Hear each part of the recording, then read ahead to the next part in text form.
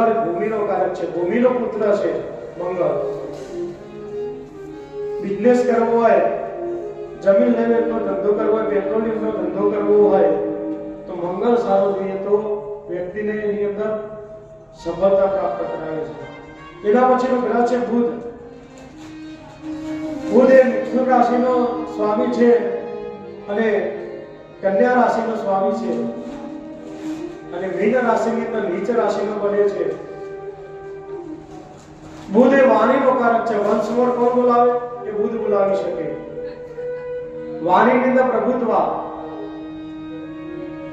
પાસે એક રૂપિયો પણ ન હોય પણ બજારની અંદર નીકળે ને તો લાખો રૂપિયાનો સામાન લઈને ઘરે આવે. એટલે સેલ્સમેન આવે ને, એ સેલ્સમેન ખાલી વસ્તુ આપણે જોવા જઈએ તો પણ આપણને એક બે વસ્તુ પકડાય છે, કારણ કે બોલવાની સ્પીચ એવી હોય. LIC નો ધંધો જે કરતા હોય એ ઘેર આવે એટલે ચાલુ કરે કે આટલા ભરો એટલે તમને આ થશે, આ થશે, આ થશે, તમે મરી જાઓ એટલે તમે પાછળ મળશે. પણ પેલા જીવતા આવો, મર્યા પછી શું કરવાનું છે? પણ તમે ગમે તે રીતે એક પોલિસી તો પકડાઈ દે. એ બુધ છે, પણ બુધની અંદર એક અવગુણ છે. બુધને શાસ્ત્રકારો, ઋષિ મુનિઓએ નપુંસક બતાવ્યો છે. જેની સાથે બેસે એવું ફળ આપણને પ્રાપ્ત કરાવે. એના પછીનો ગ્રહ છે ગુરુ. ગુરુ એ જ્ઞાનનો કારક છે. ગુરુ મહારાજ કર્ક રાશિની અંદર ઉચ્ચના બને છે. એમને બે રાશિ મળેલી છે, ધન અને મીન.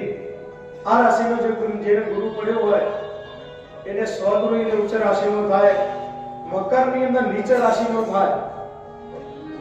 ગુરુ શું કરે? તો કે સંપત્તિનો કારક છે. ઓછી મહેનતે વધારે ફળ પ્રાપ્ત કરાવે એ ગુરુ મહારાજ. મકરનો જેને ગુરુ પડ્યો હોય એ વ્યક્તિને જીવનની અંદર સફળતા નથી મળતી.